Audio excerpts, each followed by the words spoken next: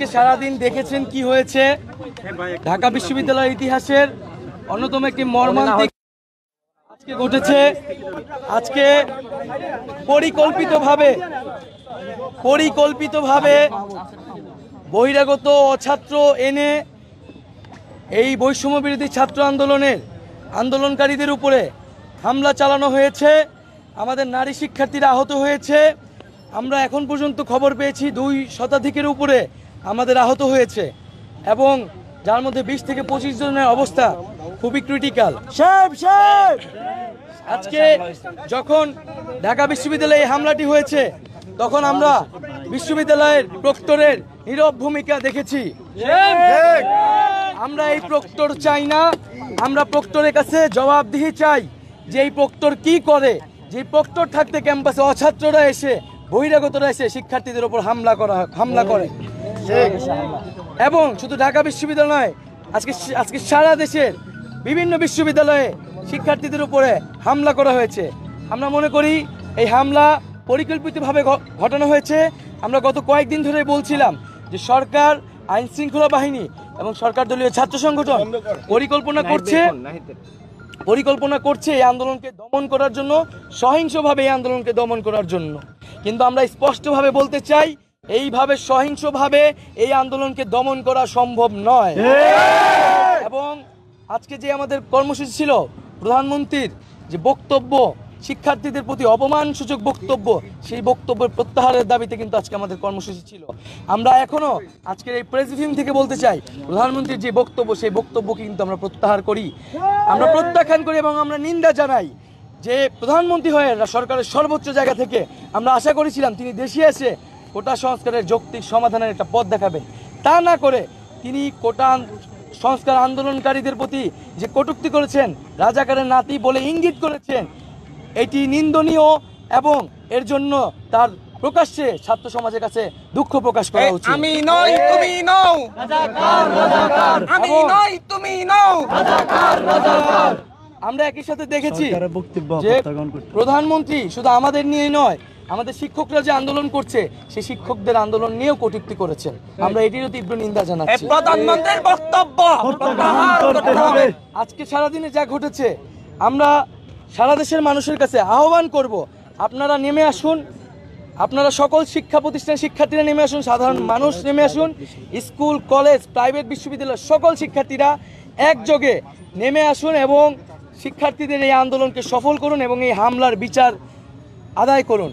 আগামীকাল আজকের যে হামলা, সে হামলা এবং প্রধানমন্ত্রীর বক্তব্যের প্রত্যাহার এবং আমাদের যে 1 দফা দাবি কোটা সংস্কারের, তার দাবিতে আগামীকাল বিকাল 3টায় সারা দেশের সকল ক্যাম্পাসে বিক্ষোভ মিছিল এবং সমাবেশ অনুষ্ঠিত হবে এবং সারা দেশের সকলকে আহ্বান করব যে আপনারা এই বিক্ষোভ মিছিল সমাবেশে সাধারণ মানুষকে অংশগ্রহণ করিয়ে এই মিছিলকে বড় গণজমায়েত তৈরি করুন এবং বৃহত্তর গণ আন্দোলনের দিকে আমাদেরকে যেতে হবে। কারণ এই আন্দোলন শুধু আর ছাত্রদের আন্দোলন নাই, এই আন্দোলনে যখন সরকারের জায়গা থেকে, সর্বোচ্চ জায়গা থেকে পরিকল্পনা করে উস্কানি দিয়ে এই আন্দোলনকে দমন করার চেষ্টা করা হচ্ছে, সাধারণ মানুষকে এই আন্দোলনে নেমে আসতে হবে এবং আগামীকাল আমরা বিক্ষোভ মিছিল সমাবেশ করব এবং এরপর আমরা সারা দেশে অবরোধ কর্মসূচি ঘোষণা করব। সবাইকে ধন্যবাদ জানাচ্ছি আজকে যারা মিডিয়া কর্মীরা এখানে এসেছেন এবং আবারও আমরা বলছি যে আগামীকালকার বিক্ষোভ মিছিল সফল করতে হবে, আগামীকালকার বিক্ষোভ মিছিল সফল করতে হবে, আগামীকালকার বিক্ষোভ মিছিল সফল করতে হবে।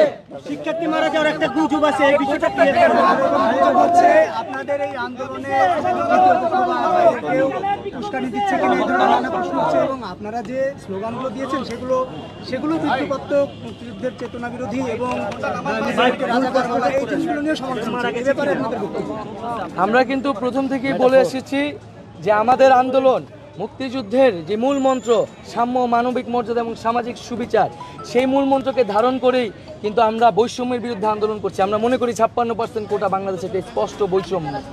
ফলে এখানে আসলে এটি বলার কোনো সুযোগ নেই যে আমরা মুক্তিযুদ্ধের বিরুদ্ধে কথা বলছি, বরং যে কোনো আন্দোলনকে এই যেভাবে ট্যাগ দেওয়া, রাজাকার বলা, মুক্তিযুদ্ধ বিরোধী বলা, এটা একটা গণতান্ত্রিক আন্দোলনকে ট্যাগ দেওয়া বাংলাদেশের একটা বৈশিষ্ট্য হয়ে দাঁড়িয়েছে।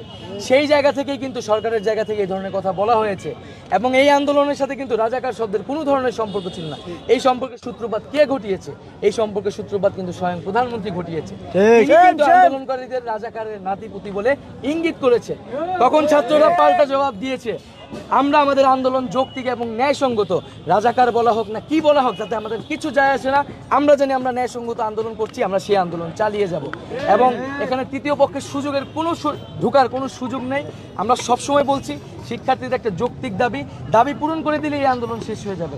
এখানে তো দাবি পূরণ না করে তারা কেন এই ধরনের কথা বলতেছে, এটাই আমাদের কাছে বোধগম্য হচ্ছে। একটু মৃত্যুর বিষয়টা ক্লিয়ার করবেন। গুজব উঠেছে দুইজন শিক্ষার্থী নিহত ঢাকা এবং ঢাকার বাইরে। আমরা এই বিষয়ে এখনো অথেন্টিক খবর পাইনি, এই জন্য আমরা এই বিষয়টি ঘোষণা করিনি। আমাদের অফিসিয়াল জায়গা থেকে ঘোষণা করা নেই। অনেকে এই বিষয়ে বলেছেন, আমরা এই বিষয়টি খতিয়ে দেখবো। আপনাদের জায়গা থেকে যদি সঠিক ইনফরমেশন থাকে আমাদেরকে দিয়ে সহায়তা করবে। ক্যাম্পাস কি এখন নিরাপদ হয়েছে মনে করছেন?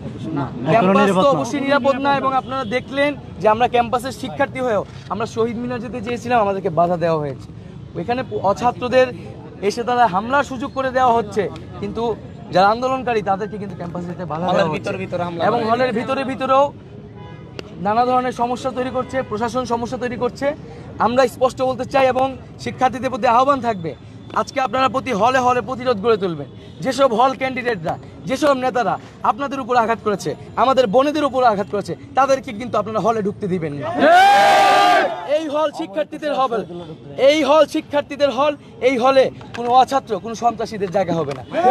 আমরা অলরেডি দেখেছি অমর একুশে হল, শহীদুল্লাহ হল, FH হল, তারা কিন্তু হলে অবস্থান নিয়েছে এবং তারা প্রতিজ্ঞা করেছে, প্রতিরোধ করছে যে হলে যারা তাদেরকে হামলা করেছে, যেসব সন্ত্রাসীরা, এইসব সন্ত্রাসীদের তাদেরকে হলে ঢুকতে দেওয়া হবে না। সকল হলে আপনারা এই প্রতিরোধ তৈরি করুন। হল যারা নেতা তারা যাতে আজকে ক্যাম্পাসে ঢুকতে না পারে, তারা হলে ঢুকতে না পারে। সামাজিক যোগাযোগ মাধ্যম সহ বিভিন্ন জায়গায় ছবি যে ছাত্রলীগের এরকম একটা ছবি প্রকাশ হয়েছে, শিক্ষার্থী সেগুলিতে আহত হয়েছে কিনা? আমাদের কাছে আমরা ফাঁকা গুলির শব্দ শুনেছি, এখানে রড ব্যবহার হয়েছে, চাপাটি ব্যবহার হয়েছে, ইট পাটকেল মারা হয়েছে, রামদা ব্যবহার হয়েছে। ফাঁকা গুলির শব্দ আমরা শুনেছি, কিন্তু কেউ